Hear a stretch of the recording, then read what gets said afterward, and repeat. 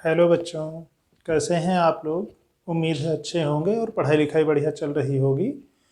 आज हम लोग कक्षा 12 भौतिक विज्ञान की क्लास में कुछ अंकिक प्रश्न हल करेंगे, मुख्य रूप से प्रतिरोध, प्रतिरोधकता और अनुगमन वेग और इनके संबंधों पर आधारित। तो एक प्रश्न देखते हैं, एनसीईआरटी का है। 15 मीटर लंबे एवं 6 गुणे 10 की घात -7 मीटर स्क्वायर अनुप्रस्थ काट वाले तार से उपेक्षणीय धारा प्रवाहित की गई और इसका प्रतिरोध 5 ओम मापा गया। प्रायोगिक ताप पर तार के पदार्थ की प्रतिरोधकता क्या होगी। क्या क्या मालूम है हमें। तार की लंबाई मालूम है, तार के अनुप्रस्थ काट का क्षेत्रफल यानी मोटाई मालूम है, एरिया ए, लंबाई यल है। और ठीक है, धारा प्रवाहित की गई, उसका हमें सीधे कोई उससे मतलब नहीं है। मतलब हमें है कि उसका प्रतिरोध 5 ओम मापा गया, यानी रेजिस्टेंस आर 5 ओम है। प्रायोगिक ताप पर उसके पदार्थ की प्रतिरोधकता यानी विशिष्ट प्रतिरोध रो का मान निकालना है। यल पता है, ए पता है, आर पता है, रो का मान निकालना है। निकाल सकते हैं आराम से। आर बराबर रो यल अपान ए, वहाँ से रो को आप चाहे तो एक दूसरी तरफ कर लें, तो रो बराबर आर ए अपान यल।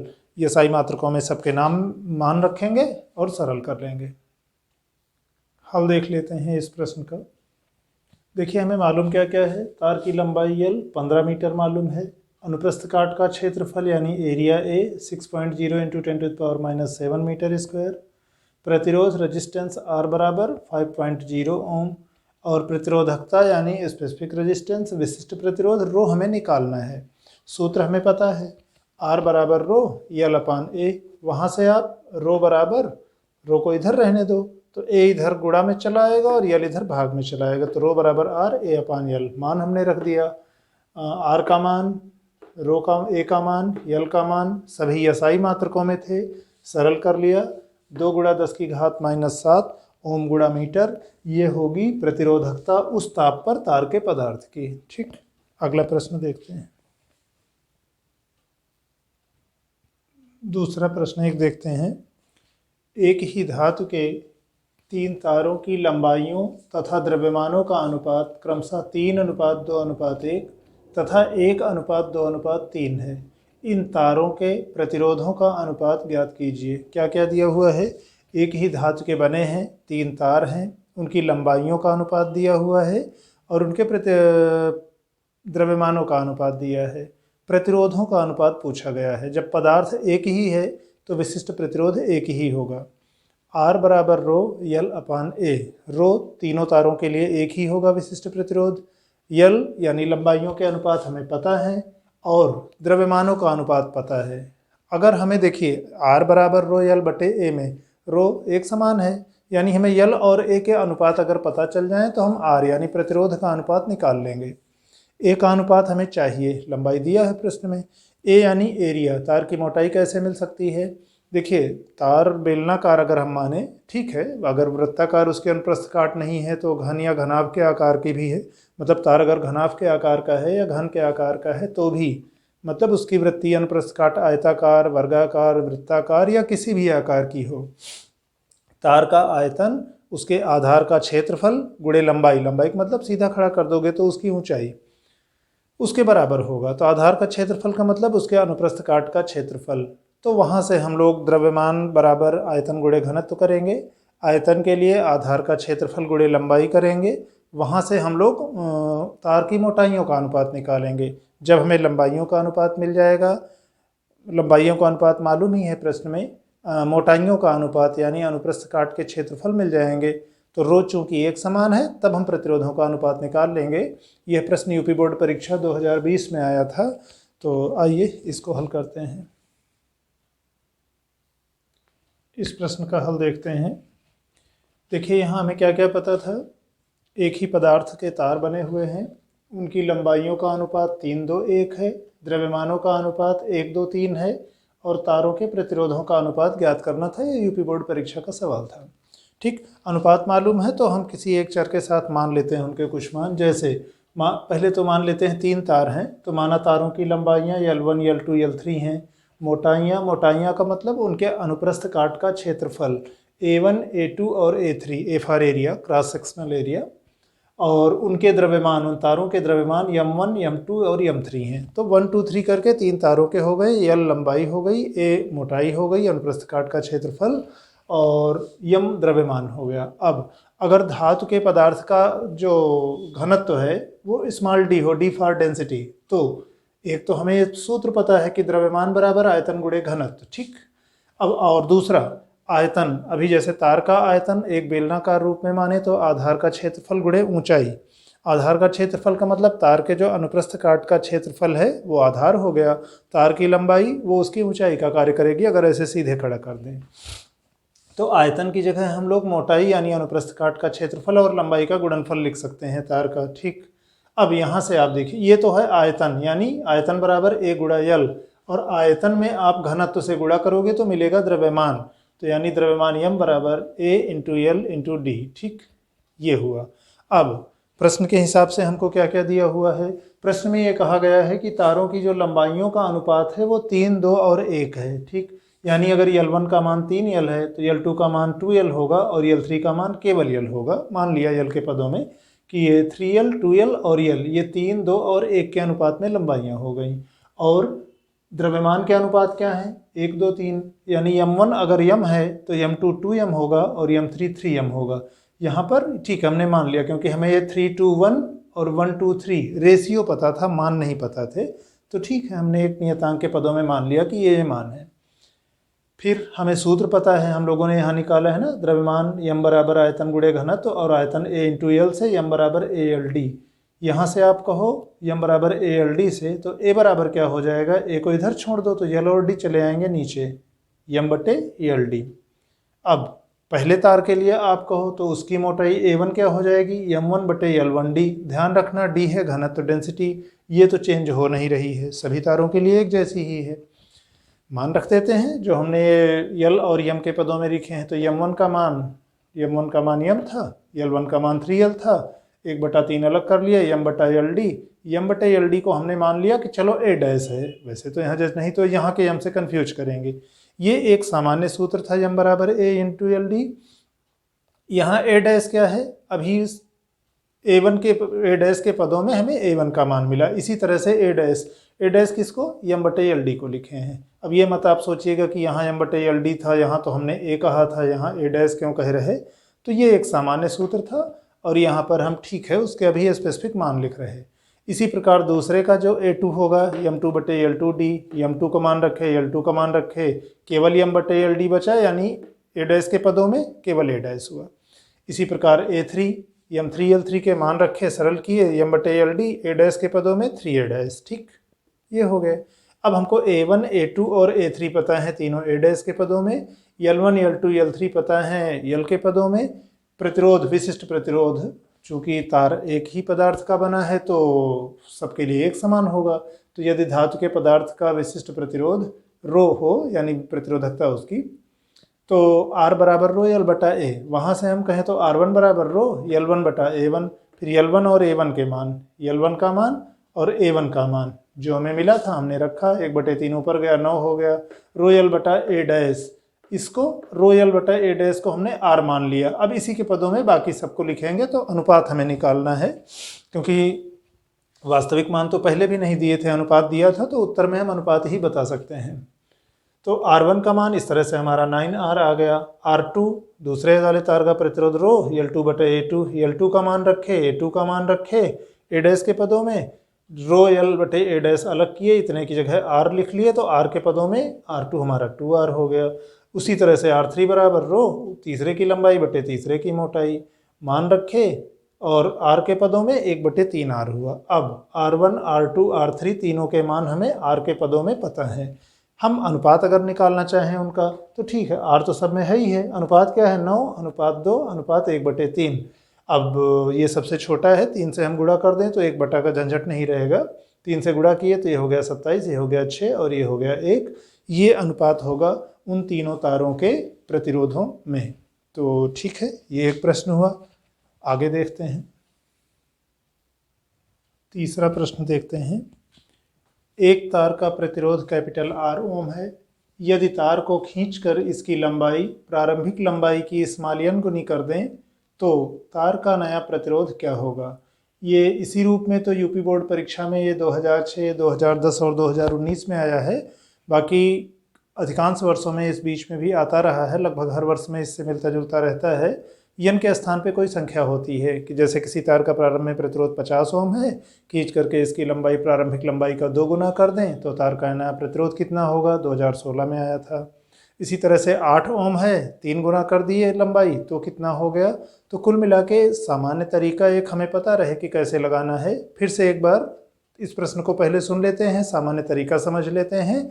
तो उस यन के स्थान पर कोई अंक दिया होगा या कैपिटल आर के स्थान पर कोई अंक दिया होगा तो हम नया प्रतिरोध निकाल लेंगे। ध्यान दीजिए प्रश्न क्या था।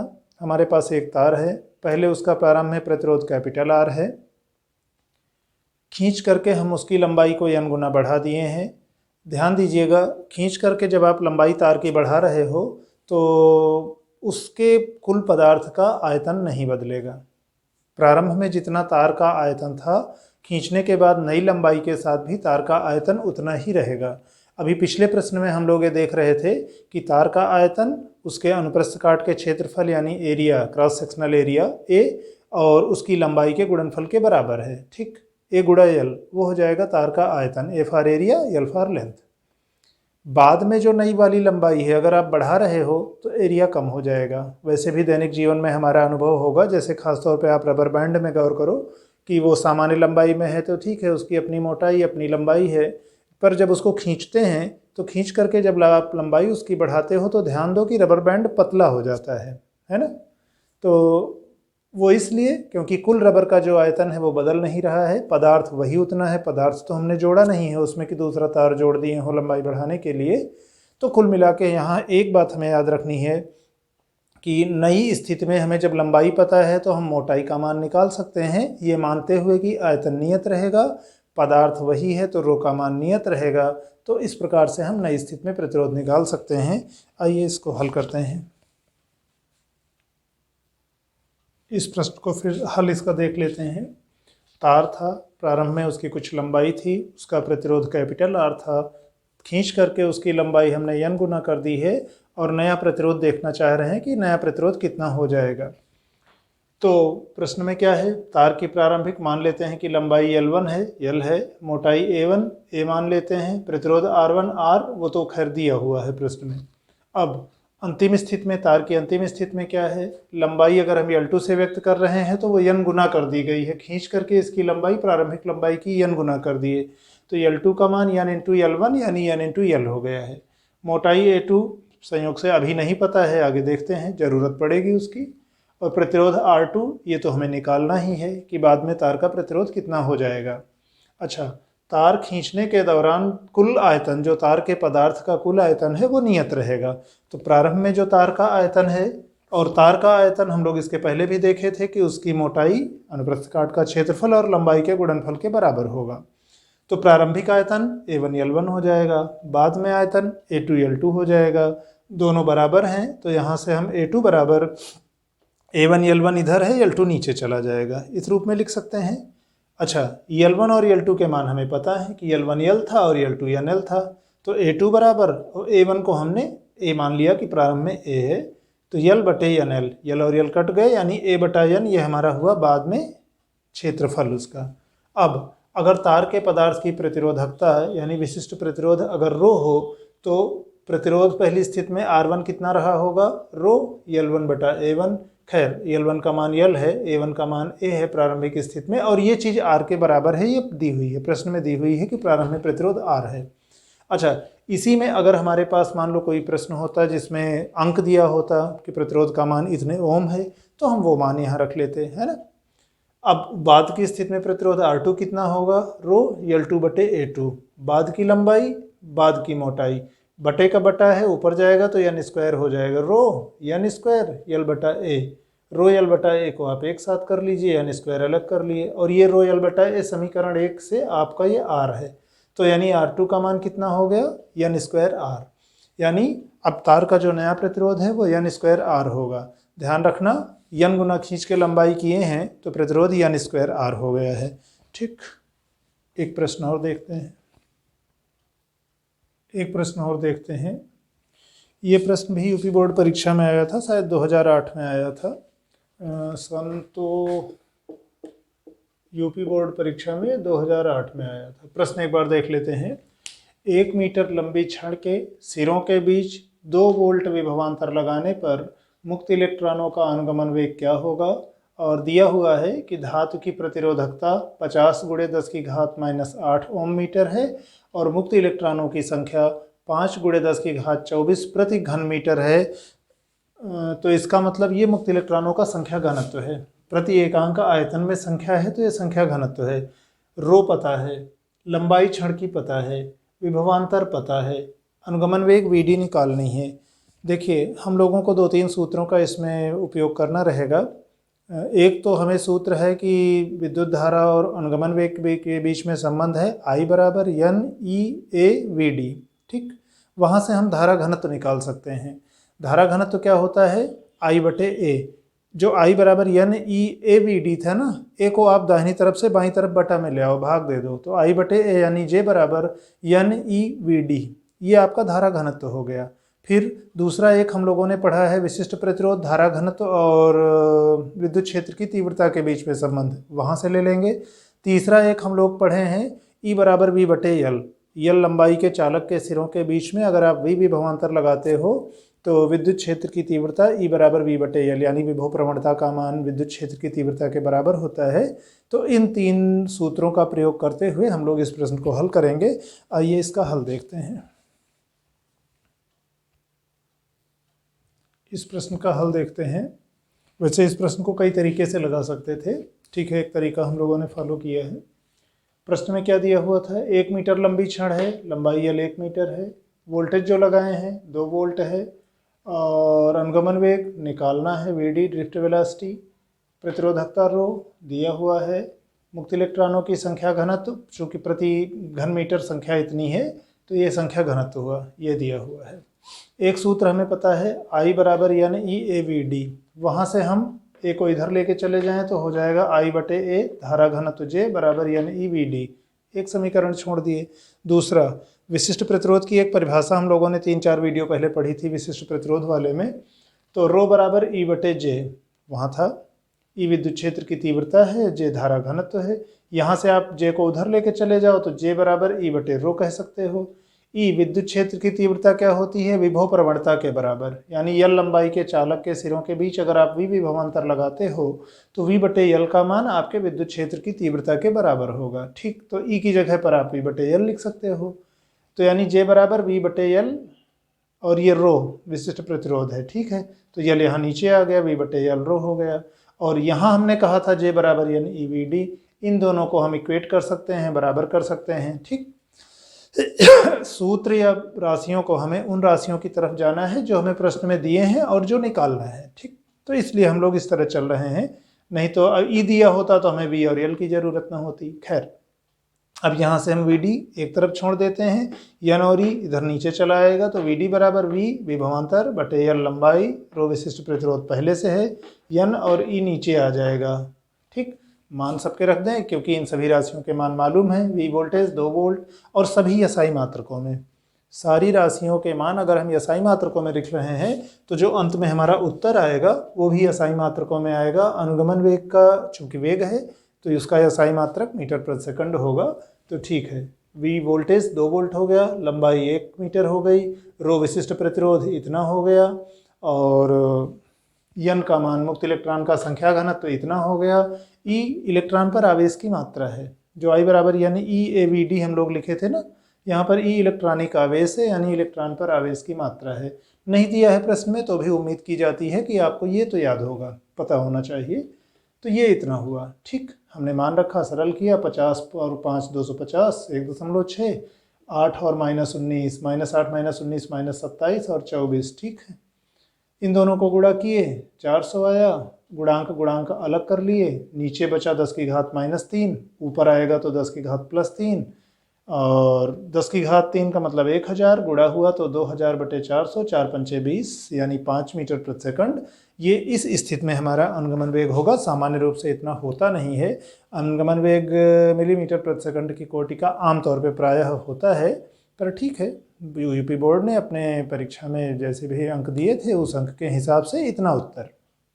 तो आज के लिए मुख्य रूप से हम लोगों ने R बराबर रो एल बटा ए पर और I बराबर N E A V D पर और J बराबर ई अपान सिग्मा पर, सॉरी ये तो वैसे पहले का है, रो बराबर ई बटे जी वो विशिष्ट प्रतिरोध की परिभाषा से था, तो यहाँ जी बराबर ई बटे रो कह सकते हैं और ई बराबर वी बटे एल। खैर इन पर डायरेक्ट सवाल क्या, मुख्य रूप से वही 2-3 सूत्र, आर बराबर रो एल बटा ए और आई बराबर N E A V D, I बटे ए बराबर धारा घनत्व जे।